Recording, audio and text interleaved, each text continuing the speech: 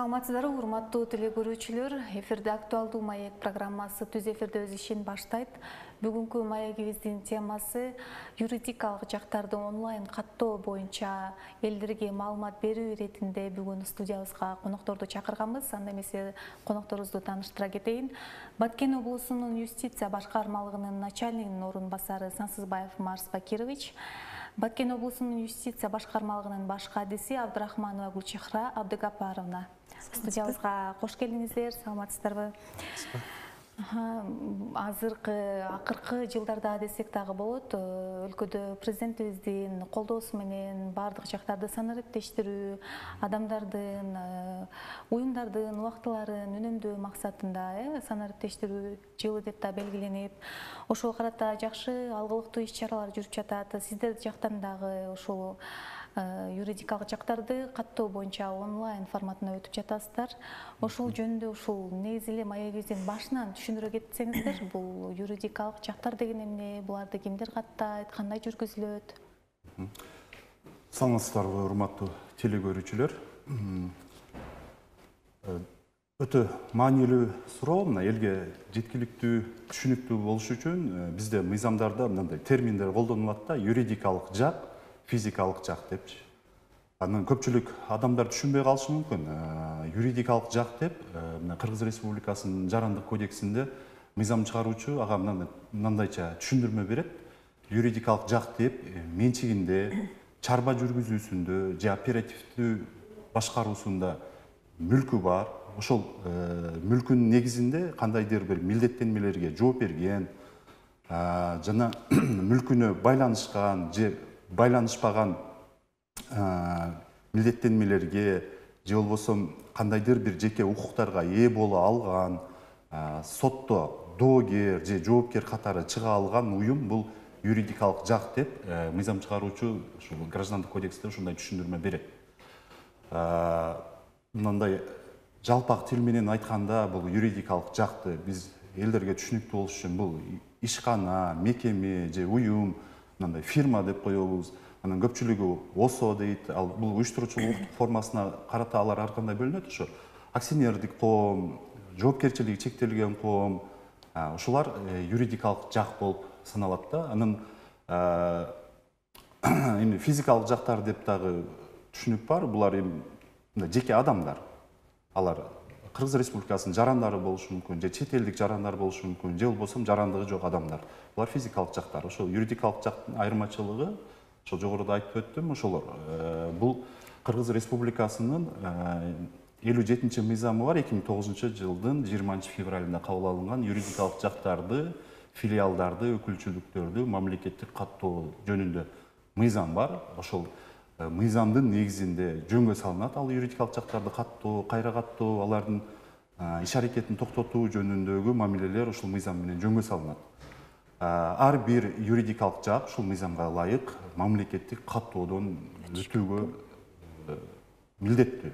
Мамлекеттик каттоодон өтүүгө тийиш. Алар ушул мамлекеттик каттоодон өткөндөн кийин аларга күбөлүк берилип, алар юридикалык жак деген статуска ээ болот. Бул юридикалык жактарды мамлекеттик каттоо, кайра каттоо, алардын иш аракетин токтотууну каттоо бул атайын ыйгарым укуктуу мамлекет тарабынан ыйгарым укуктуу бир мамлекеттик органга жүктөлгөн. Бул Кыргыз Республикасынын юстиция министрлиги жана анын аймактык органдары. Ошол Кыргыз Республикасынын юстиция министрлиги жөнүндө жобого ылайык ошол юридикалык жактарды каттоону биздин министрлик жүргүзөт. Ошондой эле бул юридикалык жактар өздөрүнүн негизги ишмердүүлүгүнүн максатына байланыштуу, алар коммерциялык болушу мүмкүн, же коммерциялык эмес. Эми коммерциялык дегенде негизги максаты бул пайда табуу. Мисалы үчүн жоопкерчилиги чектелген коом түзүлгөндө анын негизги максаты пайда табуу, коммерциялык уюм болот бул. Ал эми негизги максаты бул пайда табууну көздөбөгөн жана же болбосо кандайдыр бир пайда түшсө, аны уюштуруучулардын арасында бөлүштүрүүнү көздөбөгөн уюм болсо, бул коммерциялык эмес уюм болот. Булар юридикалык жактар уюштуруучулуктук формасына карата ар кандай формада түзүлүшү мүмкүн. Жогоруда айтып өттүм, бул жоопкерчилиги чектелген коом болушу мүмкүн, коомдук бирикме болушу мүмкүн, коомдук фонд же акционердик коом, жана башка же мекеме же муниципалдык ишкана болушу мүмкүн, мамлекеттик мекеме болушу мүмкүн, ар кандай уюштуруучулук формада түзүлөт бул юридикалык жактар. Азыр мына замандын талабы бүгүнкү күндө илим, техника өнүгүп жаткан мезгил, глобалдуу түрдө өнүгүп жаткан мезгил, ошого байланыштуу мына бизде дагы Кыргыз Республикасында жогоруда айтып өттүңүз, президенттин да жарлыктары чыкты, бир канча ушул санариптештирүүнү жүргүзүү бүткүл биздин аймакта элге кызмат көрсөтүүнү ыңгайлаштыруу. Мына бүгүнкү күндүн талабына ылайык элге кызмат көрсөтүү жүрүп жатат. Ошонун алкагында бизде дагы мына министрлик тарабынан көрсөтүлүүчү кызматтар дагы ошо санариптештирүү формасына өтүүдө. Ал азыркы бүгүнкү күндө өтө катуу жүргүзүлүп жатат бул иш аракеттер. Ошонун алкагында бүгүнкү күнгө чейин юридикалык жактар бүгүнкү күнгө чейин эмес, бул 2019-жылдан бери башталган. Ошого чейин юридикалык жактарды түзүү, мамлекеттик каттоодон өткөрүү же кайра каттоодон өткөрүү же иш аракетин токтотуу бул сөзсүз түрдө ошол уюштуруучулары же жетекчилери тарабынан алар юстиция органдарына келип, ошол жерде тийиштүү документтерди тапшырып, арызын тапшырып, мамлекеттик каттоодон өтүп жүрсө, азыркы мезгилде аларга ыңгайлуу мүмкүнчүлүк берилген. Бул онлайн каттоо. Бул деген сөз жалпак тил менен айтканда юстиция органдарына атайын келбестен туруп, үйүндө туруп эле фирма, ошо юридикалык жакты мамлекеттик каттоодон өткөрсө болот деген түшүнүк. Гүлчекир айым, айтсаңыз, бул каттоонун тартиби кандай негизде өткөрүлөт? Каттоонун тартиби бүгүнкү күндө цифровизация өтө тездик менен өнүгүп жаткандыгына байланыштуу биздин ушу Кыргыз Республикасынын юстиция министрлигинин дагы 2019-жылдын 26 февралында Кыргыз Республикасынын өкмөтүнүн токтому менен ушул онлайн каттоо долбоору пилоттук режимде жүргүзүлүп, бүгүнкү күндө ишке ашып толук кандуу онлайн каттоо башталды. Бул деген кандай сөз? Онлайн каттоо деген жаран эгерде юридикалык жак түзөм десе, мисалы коомдук бирикме, коомдук фонд же болбосо жоопкерчилиги чектелген коом түзөм десе, анда барып калк төлөө борборунан атайын булуттуу цифровизациялык колтомго деп коет, ошондой доступ алыш керек калктык тейлөө борборунан. Же болбосо атайын мондой смарт карттар бар. Бул только ушул ID карттын негизинде гана кирсе болот. Ушул эки эме менен кирсе болот да, эки жол менен кирип катталса болот. Биринчиден Кыргыз Республикасынын юстиция министрлигинин сайтына кириш керек, эгер интернет болуш керек бул каттоого. Анан кийин сайтка киргенден кийин ал жерде юридикалык жактарды каттоо электрондук базасы бар. Ошону басыш керек. Андан кийин онлайн каттоо деген бар. Ошону басыш керек дагы. Ал жерде сурайт, кандай кирилет, электрондук подпись аркылуу кирилеби же болбосо мондой эменин негизинде кирилеби, паспорт аркылуу кирилеби деп сураганда, эми кайсы жолду тандаса ал эменин өзүнүн мүмкүнчүлүгү. Тандап, анан баскандан кийин ал жерде сурайт, биринчи эле ошо арыз ээсинин ИЖН номерин сурайт, аны толтурат. Андан кийин уюштуруу укуктук формасын тандайт. Бул коомдук бирикме, жоопкерчилиги чектелген коомду түзөбү же акционердик обществону түзөбү өзү тандап алат. Андан кийин кыргызча, орусча фирмалык аталыштарын жазат. Бул жерде дагы айтып коюш керек, фирмалык аталыштар бул окшош болбош керек, себеби бизде базабыз бирдиктүү база. Эгерде бирөө бир атты койгон болсо, экинчиси дагы ошол атты койгонго мүмкүн эмес.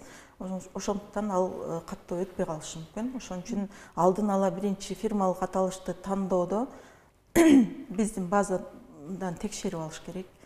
Андан кийин менчигинин түрүн көрсөтүш керек. То есть мамлекеттикпи, муниципалдыкпы, жекеби, аралашпы же башкабы дегендерди тандаш керек. Андан кийин жетекчиси жана уюштуруучусунун улары жөнүндө отдельно маалымат сурайт. Ал маалыматтарды толтуруш керек. Акырында анан кийин кол тамгасын коюп туруп, маалыматтык система аркылуу каттоочу органга жиберет бизге.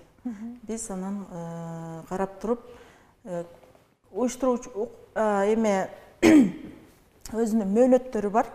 Мисалы коммерциялык уюмдардын мөөнөтү 3 күн, анан коммерциялык эмес уюмдардыкы 10 күн болот. Ошол мөөнөтүндө карап туруп, эгерде туура болсо, онлайн каттоону ишке ашырабыз.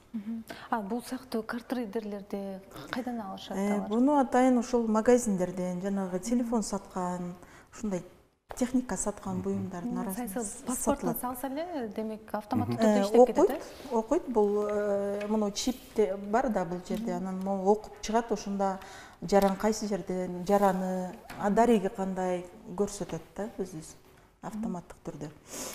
Кошумча айтып кетчү нерсе азыр жогоруда айтып өттү, ошо кошумча эң негизги керек болуучу бул паспорт 2017 жылдагы үлгүдөгү, жаңы үлгүдөгү паспорт болуш керек. Бул 2017 жылдан бери берилип келе жатат, көк цветтеги ID карта.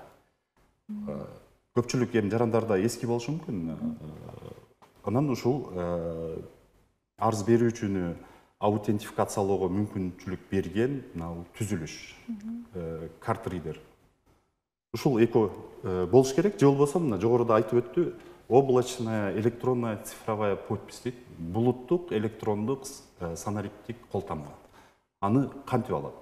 Аны жанагы биометрикалык каттоодон өткөндө аны электрондук подпись. Азыр бардык эле юридикалык жактар же болбосо бардык мекемелерде азыр ошо электрондук подпись барында деле бар. Мына жетекчилер деле ишкана мекемелерде бардыгы көп кызматтарды ошо электрондук подпись аркылуу эле кол коюшат. Буну калктын тейлөө борборлоруна барып, паспорту менен барса, ал жерлерден аларга электрондук подпись берет. Ошол кол койгондо ошо цифра менен эле кол коет да. Бул каттоодон өтүүдө каттала турган киши кандай маалыматтарга ээ болуш керек? Эмнелерди эске алыш керек? Ал жерде ошол жогоруда айтып өттү, Кыргыз Республикасынын ушул онлайн каттоо, бул Кыргыз Республикасынын Юстиция министрлигинин сайты бар, өзүнүн сайты. Вот ошол сайтка киргенде юридикалык жактардын электрондук базасы деген бөлүк бар өзүнчө. Ошого киргенде юридикалык жактарды онлайн каттоо деген дагы бөлүгү бар. Ал жерге кирсе, ошо электрондук ушундай ыкма менен же болбосо ошо электрондук подпись менен ошол менен кирген болсо, ал жерде анкета, арыз чыгат, ал жерде бүт суроолору бар. Атайын маалыматтар, ошонун керектүүсүн белгилеп, өзүнө керектүүсүн белгилеп. Ага киргенде варианттары менен бар. Мисалы үчүн уюм ошол юридикалык жактын менчигинин формасы дегенде ал жерде чыгат мамлекеттик, муниципалдык, жеке деп. Ошону тандайт. Мисалы үчүн жеке дегенде тандайт. Же болбосо анын юридикалык дарегин киргизет, эми ал дарек. Бул система ведомстволор аралык түндүк электрондук системасына туташтырылган.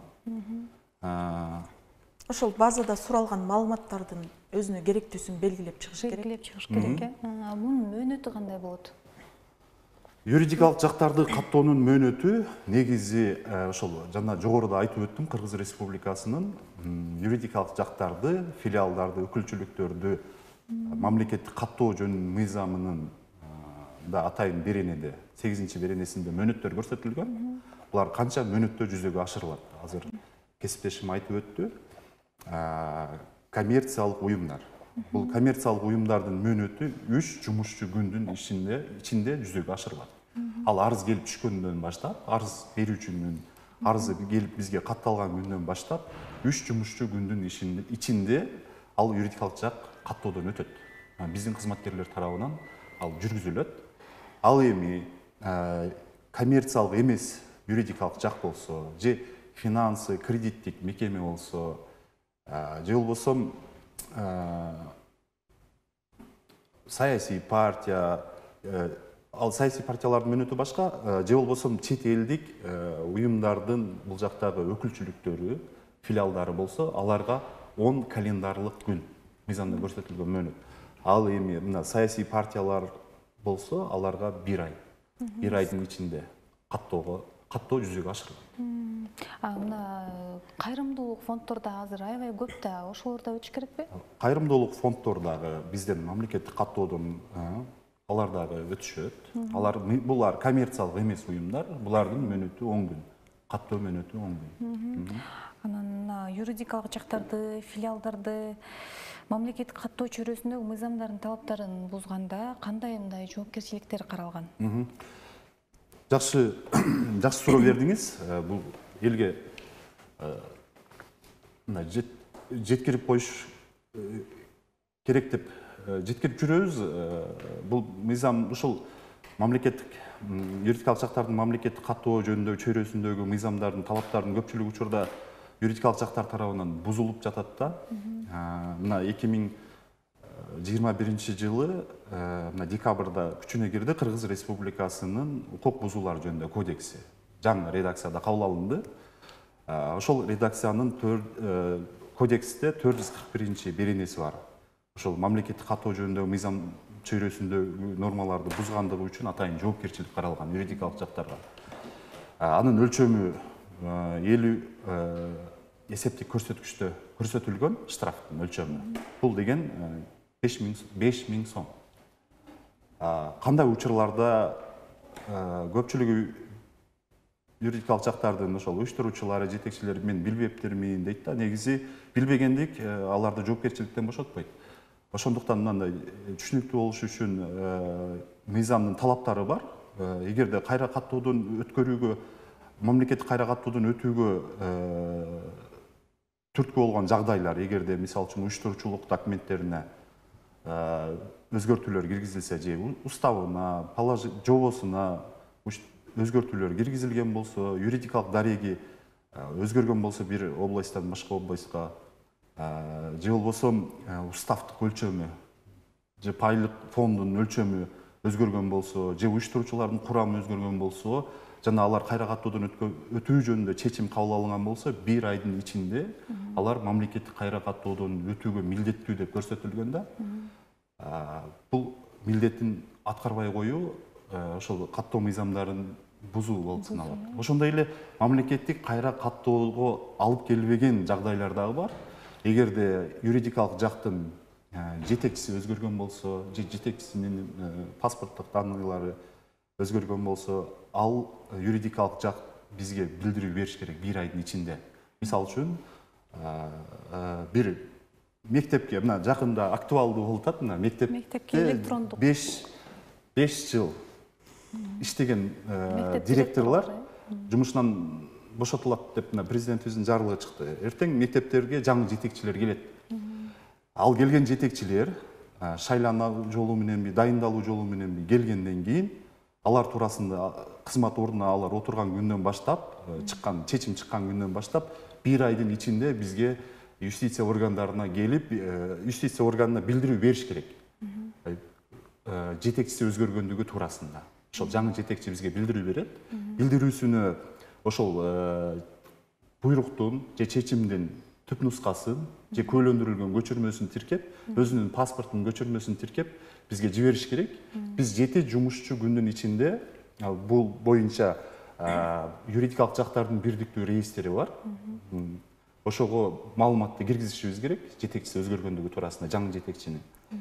Бул боюнча салык кызматына, статистика органдарына, соцфонд органдарына биз билдирүү беребиз өзгөргөндүгү туурасында. Ал эми ошол 1 айдын ичинде бербеген болсо, ошол юридикалык жакка, юридикалык жак ошол укук бузуулар жөнүндө кодекстин 441 статьясы боюнча жоопкерчиликке тартылат. Ал юридикалык жакка 5000 сом штраф салынат. Рахмат, убактыңыздарды бөлүп, ушул адамдарды кабардар кылалы, маалымат жеткизели деп биздин студиябызга келип бергениңиздер үчүн сиздерге ыраазычылык билдиребиз. Анан өзүңүздөрдүн оюңуздарды айткан каалооңуздар болсо айтып алсаңыздар болот. Учурдан пайдаланып ушул Баткен облусунун бардык район, шаарлар, айылдарда жашаган жарандарга айтып кетет элек, ушул онлайн мүмкүнчүлүгүнөн пайдаланыңыздар, убактыңыздарды үнөмдөңүздөр, жана келип кеткен жол кирелерди үнөмдөп, ушу онлайн каттоону колго алыңыздар, пайдаланыңыздар демекчимин. Сиз кошумчалайсызбы? Рахмат, мен дагы ушул жарандарга кайрылып айтчу нерсем, бүгүнкү күндүн талабына ылайык сиздер үчүн ыңгайлуу кызмат көрсөтүүлөр болуп жаткан учурдан ар дайым пайдаланыңыздар. Мындан ары келечекте бардык кызматтар ушу онлайн электрондук формага өтөт. Ошондуктан ошого баарыбыз даяр болуп, ошол кызматтарды колдонууга аракет кылайлы. Рахмат. Урматтуу телекөрүүчүлөр, сиздер Түз эфирде актуалдуу маек программасын көрдүңүздөр. Бүгүнкү программанын темасы юридикалык жактарды онлайн каттоо боюнча маалымат берилди. Бүгүнкү студиябыздын коноктору Баткен облусунун юстиция башкармалыгынын начальнигинин орун басары Сансызбаев Марс Бакирович жана Баткен облусунун юстиция башкармалыгынын баш катиси Абдрахманова Гүлчахра Абдыгапаровна келип бизге маалымат берип кетти. Биз эфирибизди жыйынтыктайбыз. Кийинки берүүлөрдөн жолугушканча саламатта калыңыздар.